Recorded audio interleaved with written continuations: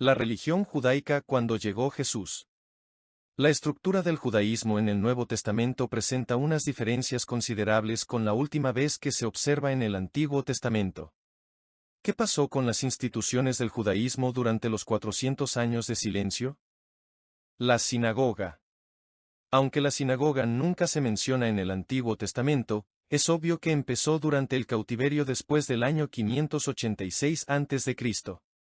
El pueblo de Dios estaba en peligro de ser devorado por una cultura pagana, y había una gran necesidad de unir a la gente y ayudarla a mantener su fe en Dios y su palabra. La sinagoga desempeñó un papel muy importante en el crecimiento y la vitalidad del judaísmo en la diáspora. Plantaron sinagogas en todas las ciudades del imperio donde había suficientes judíos, por lo general 10 cabezas de familia, para mantener una. Más tarde, cuando los judíos de la diáspora regresaron a Jerusalén, fundaron muchas sinagogas en Jerusalén para servir a determinados grupos nacionales.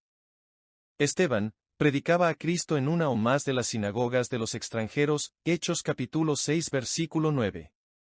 Durante el periodo intertestamentario, Galilea estaba ocupada por gentiles, primer libro de Macabeos capítulo 5, del 21 al 23, pero para el tiempo de Cristo estaba llena de sinagogas. La sinagoga funcionaba como un centro social donde los habitantes judíos de la ciudad se reunían semanalmente para encontrarse unos con otros. Y lo más importante, es que era el canal educativo para mantener la ley presente ante el pueblo y para proporcionar instrucción para sus hijos en la fe de sus padres. Se podría decir que fue la alternativa práctica a la adoración en el templo, la cual resultaba imposible a causa de la distancia o la pobreza. Aunque no había ningún sacrificio ritual en la sinagoga ni sacerdote presente, un rabino se encargaba de enseñar la ley de Moisés. La sinagoga era un vehículo para la aplicación práctica de la fe a la vida del individuo. Por esa razón, no quedaría como una institución del exilio, sino que se adaptaría también a la vida judía en Israel. En cierto sentido, la sinagoga también puede ser considerada como un resultado natural del mandamiento de estudiar la palabra de Dios y de enseñarla a otros. Cada sinagoga estaba administrada por un principal o consejo de 3 principales, Marcos capítulo 5, versículo 22, que probablemente eran escogidos de entre los ancianos por votación. Estos principales presidían las reuniones en la sinagoga, actuaban como instructores en controversias, Lucas capítulo 13, versículo 14, y presentaban a los visitantes a la asamblea, Hechos capítulo 13, versículo 15. El supervisor de la sinagoga, o asán, actuaba como custodio de la propiedad y tenía la responsabilidad de cuidar el edificio y su contenido. Sus deberes incluían advertir a los aldeanos del inicio y el fin del sábado tocando una trompeta de plata. Probablemente este era el ministro, mencionado en Lucas capítulo 4, versículo 20 que dio el rollo de la escritura a Jesús para leer en la sinagoga de Nazaret y después devolvió el rollo a su sitio cuando Jesús hubo terminado de leer.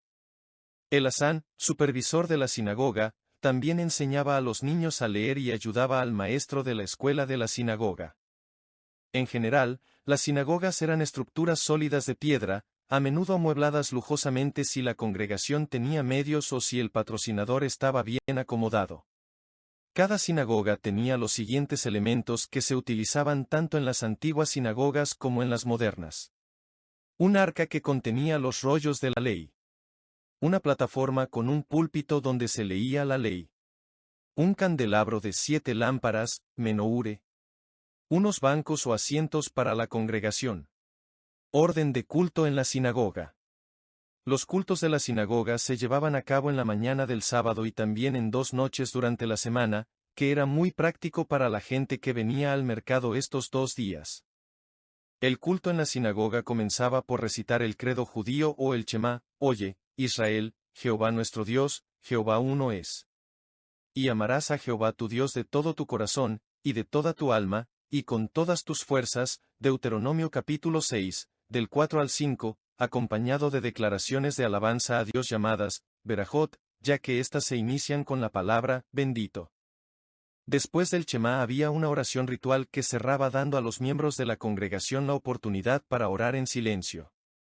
La lectura de las Escrituras, en pie para leer y sentado para exponer o predicar, y todo el mundo en pie para orar, que vino después, comenzaba con una de las secciones especiales de la ley que fueron asignadas para ser leídas en los días de Santa Convocación, pero con el paso del tiempo, todo el Pentateuco fue dividido en secciones dando un ciclo fijo de 154 lecciones para ser leídas en un periodo de tiempo definido. Los judíos que moraban en Israel leían el Pentateuco cada 3 años, los judíos de Babilonia completaban la lectura en un año. Los escritos de los profetas también eran utilizados, como revela la lectura de Jesús en la sinagoga, Lucas capítulo 4, versículo 16. Puede ser que el mismo Jesús escogiera la lectura para aquella ocasión. Después de la lectura de las Escrituras, se daba un sermón para explicar la porción de la Escritura que acababa de ser leída. El hecho de que Jesús diera un sermón en la sinagoga de Nazaret estaba completamente de acuerdo con el procedimiento previsto. Los cantos eran sin instrumentos musicales. El culto concluía con una bendición pronunciada por algún miembro sacerdotal de la congregación. Si no había ninguna persona calificada presente, una oración sustituía la bendición. Es interesante observar la influencia de la naturaleza y el orden de adoración en la sinagoga sobre el procedimiento seguido por la iglesia del primer siglo. Pablo en sus viajes iba primero a las sinagogas de la diáspora como punto de contacto cada vez que entraba en una ciudad nueva. Es allí donde predicaba Pablo y debatía con los judíos y prosélitos que se reunían para escucharlo, Hechos capítulo 13, versículo 5 y del 15 al 43, capítulo 14, versículo 1, capítulo 17, del 1 al 3,10,17, capítulo 18, versículo 4 y 8, capítulo 19, versículo 8. En algunos casos, la adoración cristiana primitiva pudo haber tenido lugar dentro de la sinagoga, así como los primeros cristianos continuaban frecuentando.